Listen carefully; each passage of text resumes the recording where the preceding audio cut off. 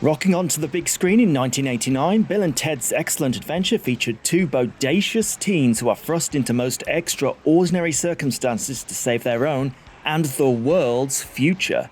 While there were few hopes for this film by distributors, it received a lot of positive audience feedback and launched a franchise, a sequel film, cartoon, TV series, serial, and yes, video games. They don't have the greatest reputation, but are there any most excellent hidden gems that the series has produced? Let's dial in and be most excellent to each other in this video game Odyssey 4, Bill and Ted.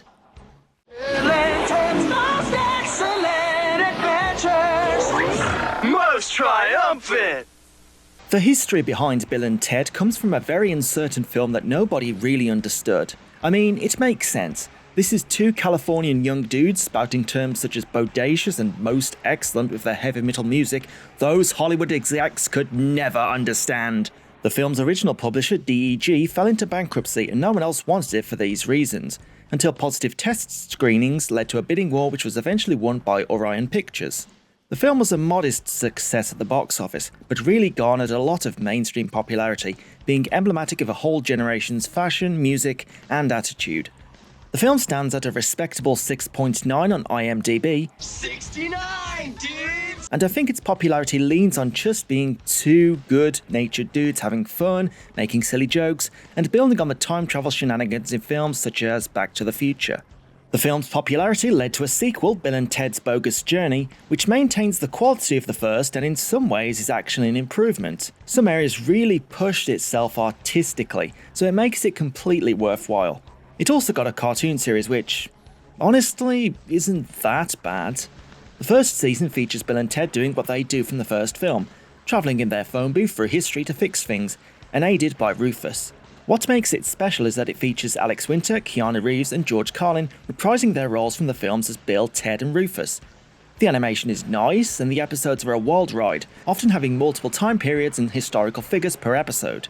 The second season is nowhere near as good though. The show's production was switched to Deke from Hanna-Barbera and is noticeably cheaper, including less appealing animation with half the frames and replacing all the voices. The storylines also expanded the phone booth's ability to travel to fictional universes and inside the human body, for example, which diluted the show's premise somewhat. The episode that parodies Mr. Roger is such a bogus, non-triumphant mess, I don't know how anyone approved it. I feared time and the elements have worn Mr. Radish down to a shred of his former glory. Bill and Ted's voice actors were also the stars of the live-action TV show, which I suppose was to lead the transition, but that series fell pretty hard and fast for good reason. It really is not very good. Eventually, we got a third film, Bill and Ted Face the Music, which doesn't hit the heights of the first two films, but is good enough with the low budget being made during the pandemic. I really don't have an issue with it. I think it's good we at least got the third film that was talked about and speculated for years, rather than forever wondering what if. Like so many films of the time, Bill and Ted did get a video game adaptation based upon it. Multiple, actually.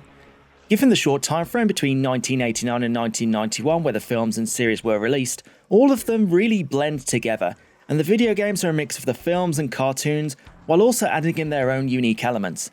It's difficult to chart an evolution of this franchise's games when they're all developed in the same time frame, so let's get stuck in and see what they do. Gentlemen, you're on your own. The first game is Bill and Ted's Excellent Adventure, released in 1989 for MS-DOS, Amiga and Commodore 64 home computers. Having the same title as the film, the game as expected follows the same plot. Starting the game up, the game offers us one of 4 difficulty levels. Levels 1 and 2 are the same, but 1 requires you to only collect 6 historical dudes, and level 2 requires all 12 of them. Levels 3 and 4 are more difficult, but again 3 only needs 6 and 4 requires 12. We'll look at levels 1 and 2 in the DOS version, and 3 and 4 in the Amiga. The opening cutscene shows our intrepid heroes needing to get an A+ on their history report, while at the Circle K, Rufus shows up to provide the phone booth to travel back in time and pick up historical figures for your assignment. Starting outside the Circle K, we control Bill and Ted at the same time. We can walk around and go inside, but there's nothing to interact with at the moment. Heading to the phone booth, we can dial in the year we want to visit. But how do we know what years to go to? There's a lot of years, you know. To solve this, we need to consult the instruction sheet that comes with the game, which lists where you can travel to. Any other year that you dial comes back with an error message from the film. Please check your directory and dial again. Party on, dude.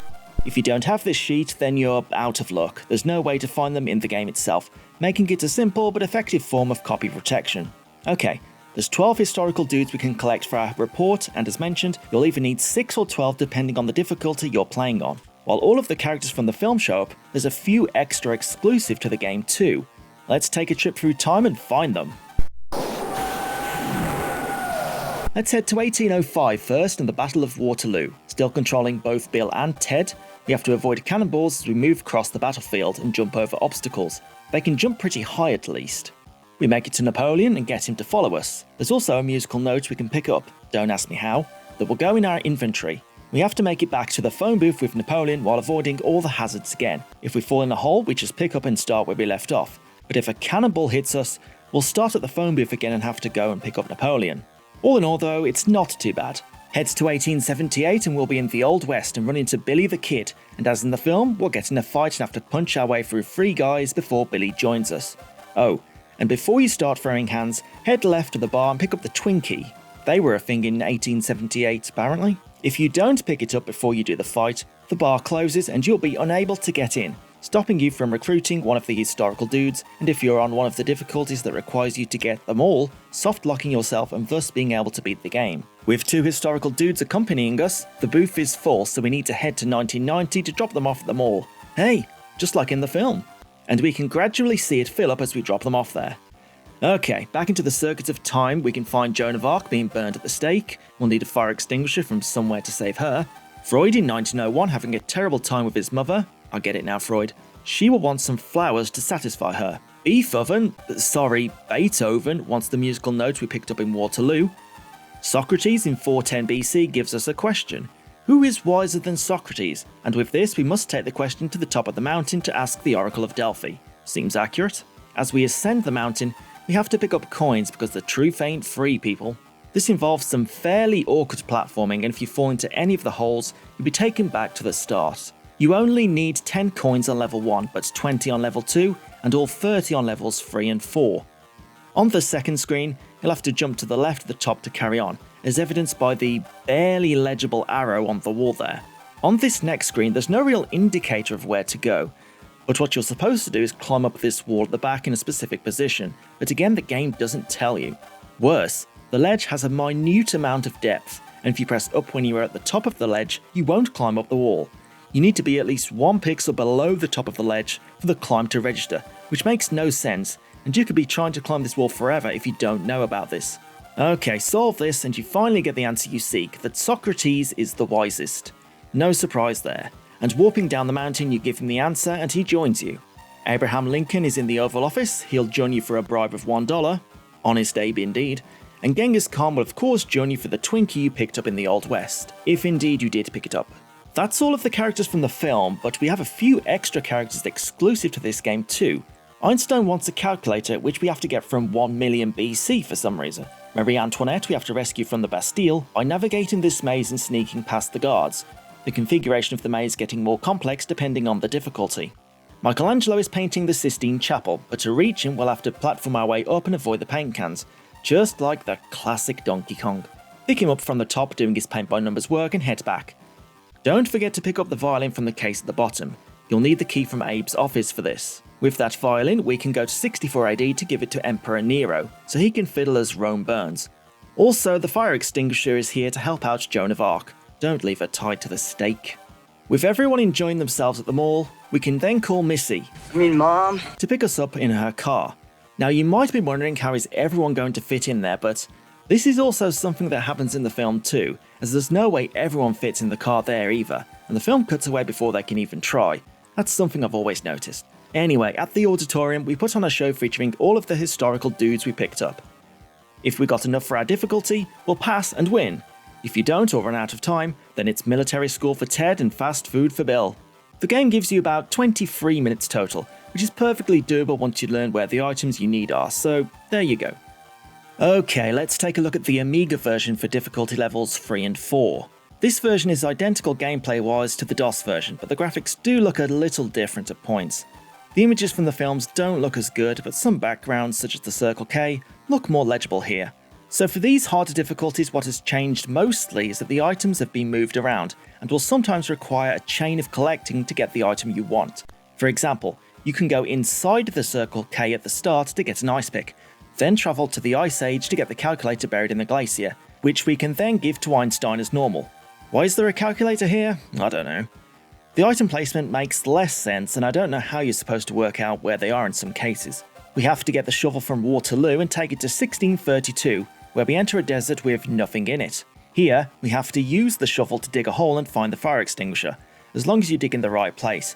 But again, there's no real clue that you have to dig here.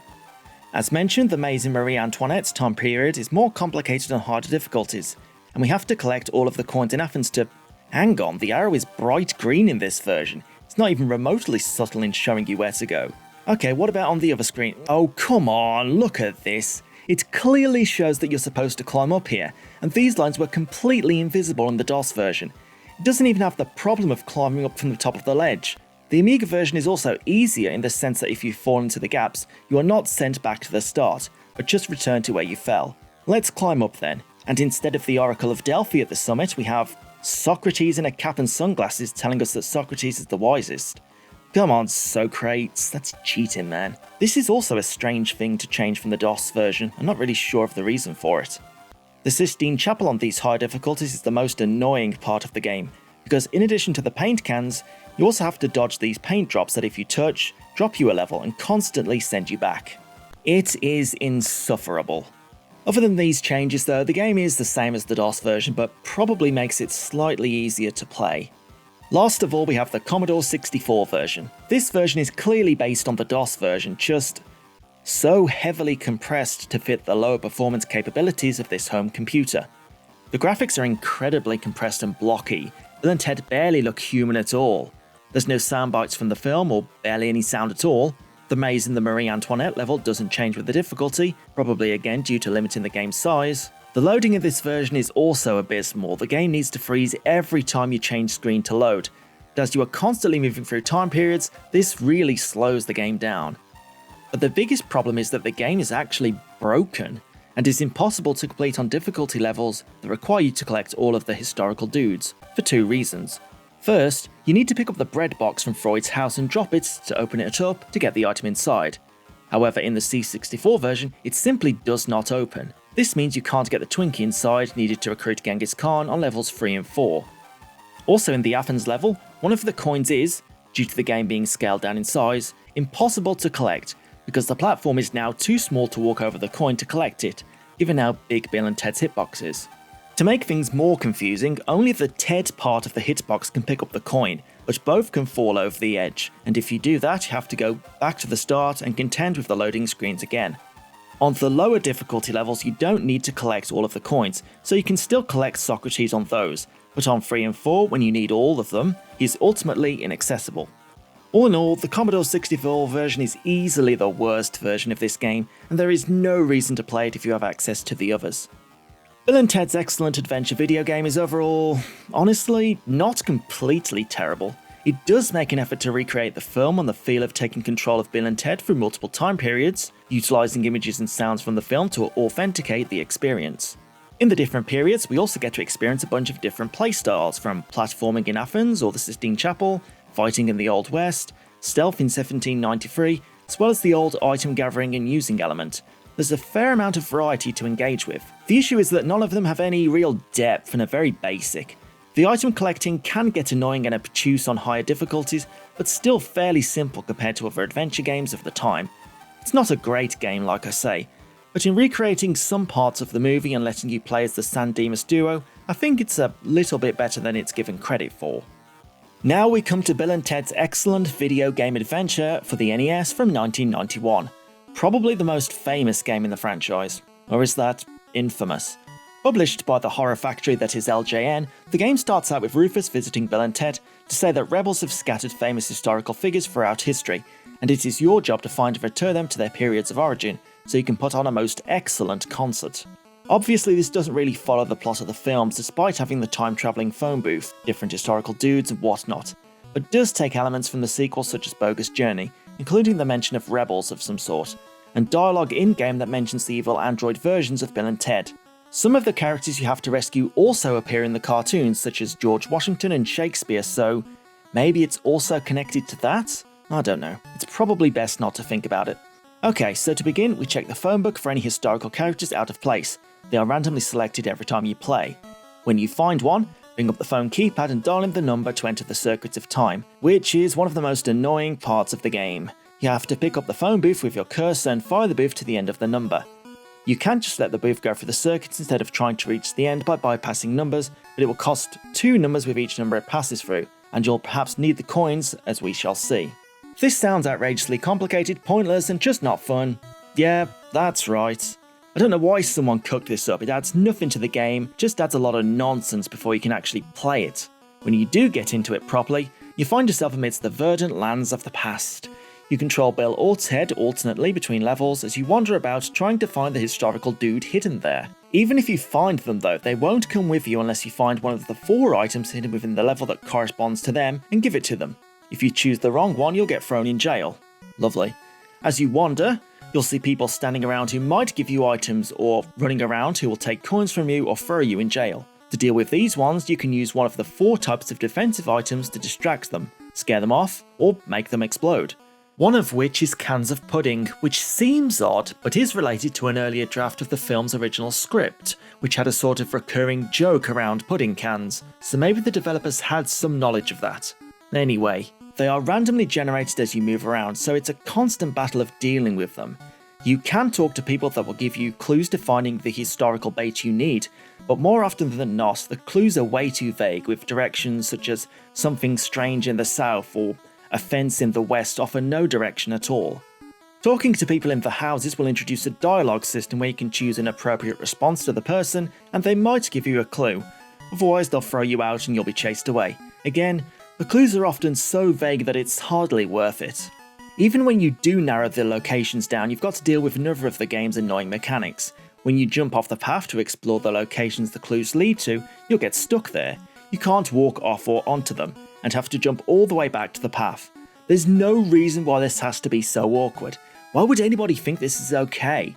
It can take loads of these little jumps to hop back to the path, where you can actually move again, and it's such a pointless and sluggish process. Anyway, when you deliver the correct item to the historical figure, you get them in the booth and... no, please no! We have to do the Circuits of Time minigame again, the exact same one you did when you entered the level. I hope you collected some coins while you were there though, because if you run out, you'll get thrown out and return to the level, and you'll have to find enough coins to actually get through it. You can only get coins randomly from people standing around, or by riding the canoes or horses through certain sections of the level, and completing those sections without crashing. It just stretches out the game with meaningless repetition and grinding, when you've already done what you need to do. Finally completing the level, we get a scene of Bill and Ted performing their concert, and we move to the next level doing the exact same thing. Even though the level is a different time period, it is fundamentally the same as the previous, just a different colour and sprites for the people. Go through the process of collecting items and finding the right one for the historical dudes, and your concert will get more and more packed with every level you complete. Eventually, you'll even get to return to the same levels you've completed, just to add to the repetition. At least the items will always be in the same place, so you don't have to narrow down their locations again. With all the historical dudes rescued, you get to put on your concert and the game is over. What about the rebels that displaced the historical dudes? We never meet them and they are never referenced, so they'll probably just do it again. Great. I, however, will not be playing this again. This is a game filled with so much time wasting and pointless wandering, supplanted by awful mechanics and traversal, that it is no fun to play in any way. The graphics are extremely basic, and the music, for some unknown reason, only plays once and doesn't loop, only repeating when you go in or out of a building, meaning you're spending most of the game in silence.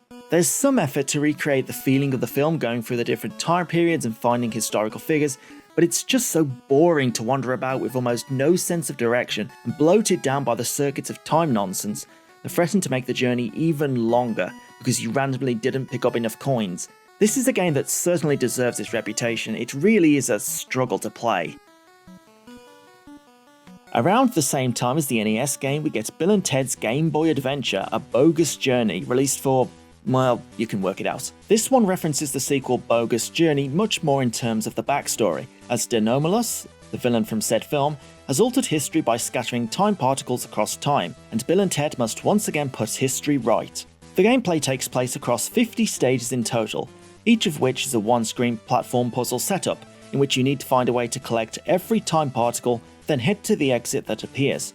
Sounds simple enough, but you can't take any damage before you lose a life and the stage resets, and also collecting time particles can add or remove parts of the level, so you need to work out the order you have to collect them in.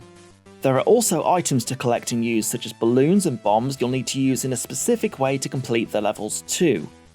There's a lot of trial and error involved to find the correct route, and this will be made harder by the various obstacles and enemies that are various historical figures, and even Death himself that Denomulus has brainwashed. It's a pretty simple setup, but it works well enough for a Game Boy game. It's quite similar to the 1994 Donkey Kong game on the Game Boy as well, but that one manages to add in a lot more complexities to the mix, whereas Bill and Ted really keeps things simple. There's not much in terms of graphics, you can barely make out the sprites in the levels, and the scenes that link the levels of Bill and Ted seem to resemble their cartoon looks. After enough trial and error, you can overcome the game's trials without it becoming frustrating. It's not bad, but not really inspiring. Moving ahead, we turn our attention to Bill and Ted's excellent adventure for the Atari Lynx, Atari's colour handheld console. Never heard of it? I wouldn't be surprised. It was released as a challenger to Nintendo's Game Boy and Sega's Game Gear, matching the Game Gear's colour display, but having a terrible resolution and poor specs all around. Given the nature of the console, nearly all of the games were uniquely made for it, and even ports of games such as Ninja Gaiden are completely different games. Anyway, Bill and Ted's excellent adventure is itself a unique experience, no relation to the DOS Amiga game of the same name we looked at earlier. On the title screen we see Bill and Ted resembling their cartoon selves, I think, and we can choose to play as either Bill or Ted, and upon selecting a new game we are thrown through the circuits of time and down in our phone booth into ancient Egypt. Okay, let's back up and look at the instructions here. The story this time is that Death has kidnapped the medieval princesses to prevent them from finishing a musical score that will make Wild Stallyns famous. Rufus tells our intrepid duo that we must pursue Death through time and follow the trail of notes and phone book pages that will tell them where to travel to on their quest. Okay, so back to ancient Egypt. We control either Bill or Ted, or both if you have a friend with an Atari Lynx, I don't think anyone ever did, and wander around collecting all of the items. There's musical notes scattered through the levels, which we'll need all 16 of in each section in order to proceed, and phone book pages which will take us to other periods in history. Other items will be needed to progress in the levels, such as an Ankh to power a boat, Julius Caesar wants a lyre, and so on. These will require going back and forth to the different time periods as you try and work out what goes where. Along the way you'll be accosted by animals of some form that will try and chase you down. If they touch you, you'll be sent back to the entrance of the section. There's no lives or damage, so it's not too bad in that regard. To counter the local wildlife, you can use certain instruments or items that you can collect to scare them off. In Egypt 1500 BC, you'll be swamped by scarabs unless you equip the Scare Stone from your inventory. When a dangerous pack of lions comes at you, you can use the harp to scare them off a little, and so on. Most of this game, however, will be spent dealing with mazes. This game loves mazes. Mazes of all forms, inside, outside, some with enemies, some with locked doors, whatever. Every time you need to collect notes, you'll more than likely have to navigate a maze. In the Europe level, just Europe, can't be any more specific, you have to move across these platforms that disappear, and it requires some precise timing and movements. The trouble is that the controls are slow to respond and everything feels sluggish. As I said, the Atari Lynx was not a powerful system and couldn't really handle a lot of different gameplay types, hence, mazes. The game does however have the revolutionary diagonal movement. Such a thing is unheard of in 1991. You actually need to use it to squeeze through certain gaps too. The Lynx's poor resolution also means there's very little on screen at once, so you can never get a good overview of the levels and where you might need to explore. Our adventure through time and space takes us through Egypt, Rome, where we have to find Caesar's lyre so he can give us a different lyre, brilliant, and Europe as mentioned, but also to the Old West where we can meet our old friend Billy the Kid and bust him out of jail, and then San Dimas in the future of 2691, where the city has just turned into a giant lava pool, I suppose. You need to be collecting the musical notes as you progress, because if you don't, you won't be able to pick up other items to progress for some reason. If you do miss any notes, you will have no idea where they are, as you don't get a log of different regions, so you could be backtracking through all of time and space, past all of these awful platforming sections again and again, with no real direction. You also have to prevent time paradoxes by replacing items you picked up earlier to preserve the timeline. A neat idea, but is never explained anywhere. You simply get a speech bubble when you try to use the booth to progress that you need to fix a time paradox, but it doesn't indicate where. And how am I supposed to remember the exact location that I picked an item from to drop it off? And why is it only certain items? It's just not a clear enough mechanic to work properly. If you do manage to collect just about everything in existence, you can find Def in future San Dimas for the final challenge. And boy, is it a challenge. You have to collect more notes, obviously, as the princesses are chained up in the middle of the lava pool, but you have to navigate the usual mess of disappearing platforms, alongside Def randomly moving about and temporarily disappearing more platforms as well. You'll also have to push some blocks to make new paths, and collecting some notes completely changes the paths. It's so complex and overwhelming that it ruins any goodwill the game built up by just amping up one of the game's only mechanics to absurdly difficult levels. If you do endure this mess, and get all of the notes, you can make your way to the princesses, pop them in your inventory, and make your way back to the phone booth. Yes, that means going through more platform hopping. When you get there, Def will stand in your way one final time, and you'll have to use your guitar, which has been sitting in your inventory since the beginning of the game, to blow him away, and you can enter the booth and complete the game.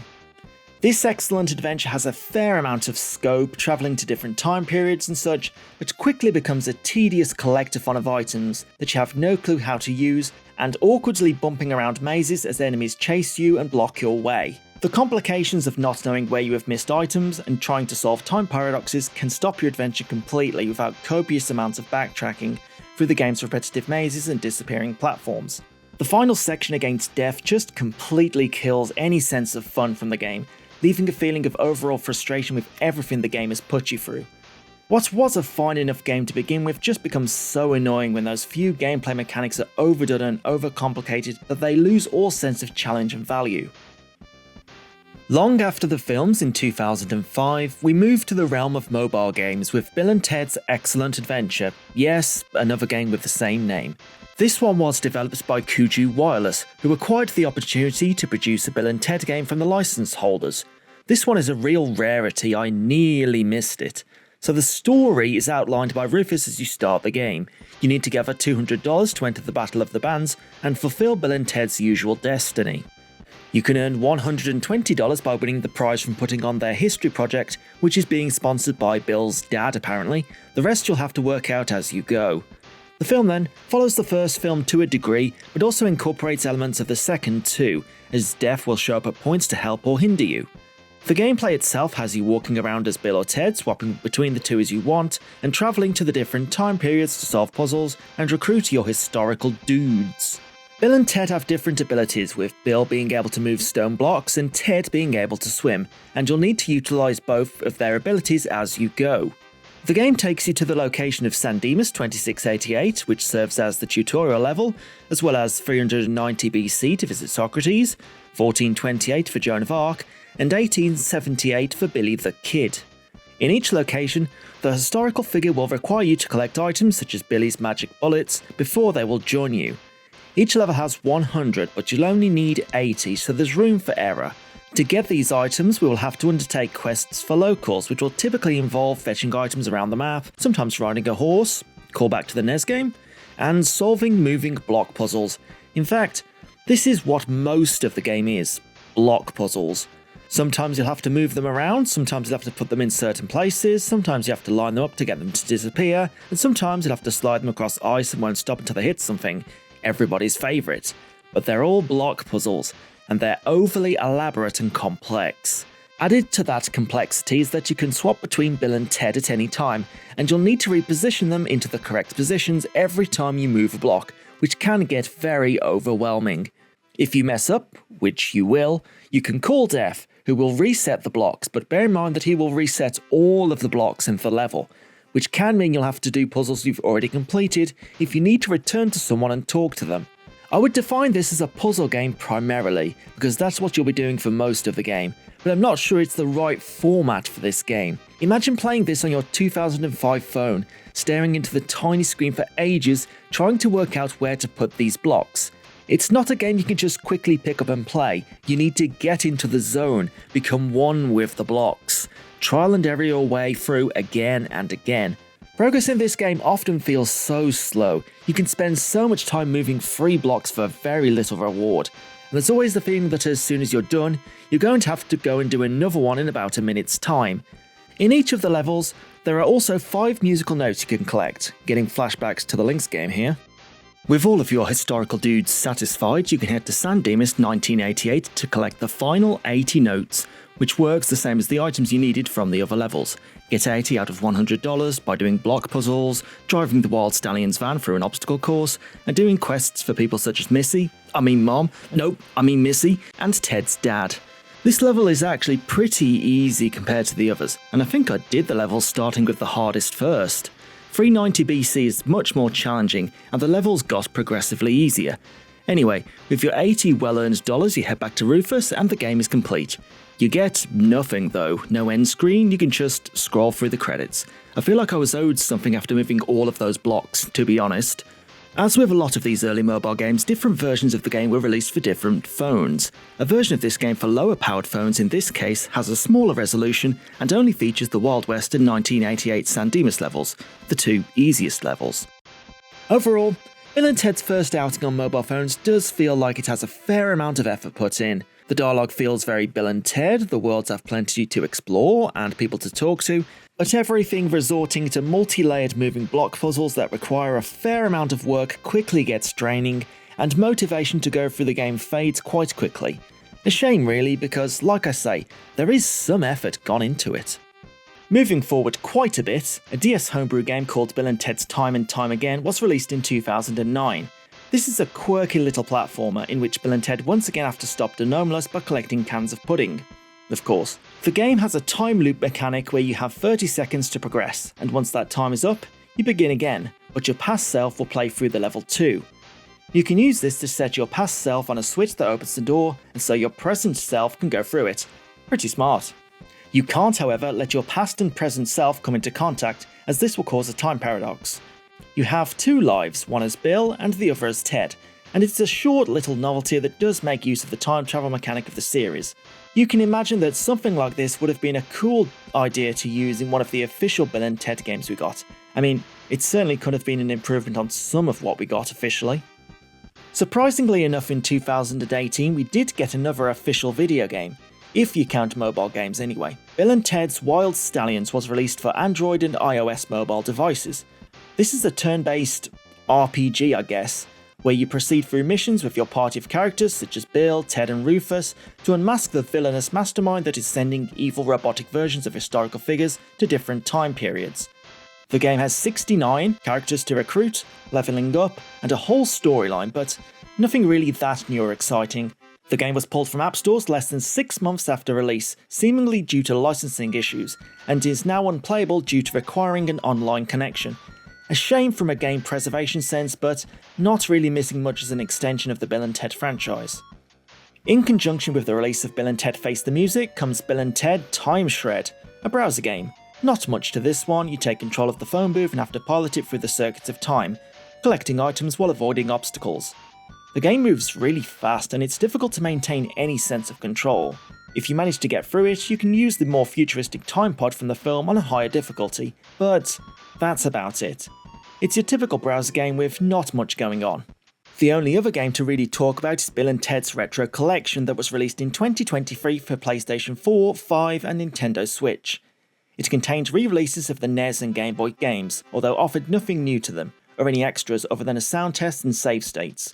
While it's nice that these games in the franchise were made available on modern platforms, the fact it only has these 2 games is a bit weak, and also it had a very limited physical release, alongside being delisted on digital storefronts after less than a year, so barely a step forward in terms of game preservation. And that's the end of the road, that's every Bill & Ted game ever released. Video game developers certainly got a lot out of the franchise between 1989 and 1991, creating 4 different games in this timeframe to really capitalise on the film's popularity. While the first game stayed fairly faithful to the first film, travelling through time and collecting the historical dudes for your book report, the NES, Game Boy and Lynx games exist as strange entities story-wise that take parts of the film and cartoons, but also do their own thing to fit the gameplay. As such, it makes it difficult to place any of them in some reasonable continuity. One of the perks of time travel stories, I guess. The overall quality of these games is pretty poor. The franchise falls into the familiar trap of the era of having very bad licensed games attached to it. Not the worst, but far from the best. I think the award for best game in the franchise is a tie between two. The first Bill and Ted's Excellent Adventure game for Amiga, DOS and Commodore 64 does at least give you the feeling of being in and playing through the events of the first film. It has a variety of different gameplay types.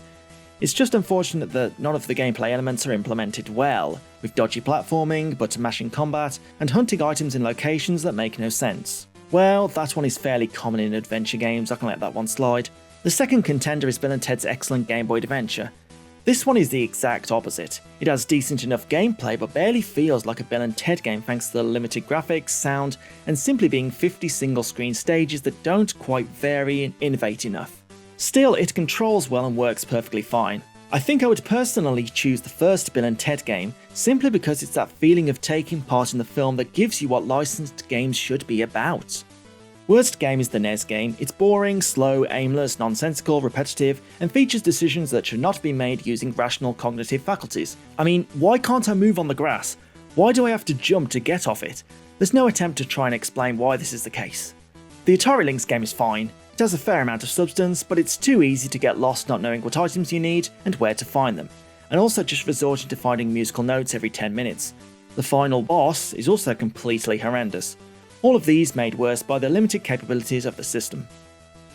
That's it for our adventure through time, space, the afterlife, and everywhere else. Bill and Ted are certainly a product of their time, but they exemplify the timeless ideals of being excellent to one another, and good music. Oh, and don't forget, Party on, dudes! thanks for checking out this video for Bill and Ted. Please like the video and subscribe to support the channel, it really helps. You can also check out my Twitch channel where I play through all of the games in this series on stream, the Stream Archives channel on YouTube, and support by becoming a member or through Ko-Fi. Thanks again for watching, and I'll see you for the next Video Game Odyssey.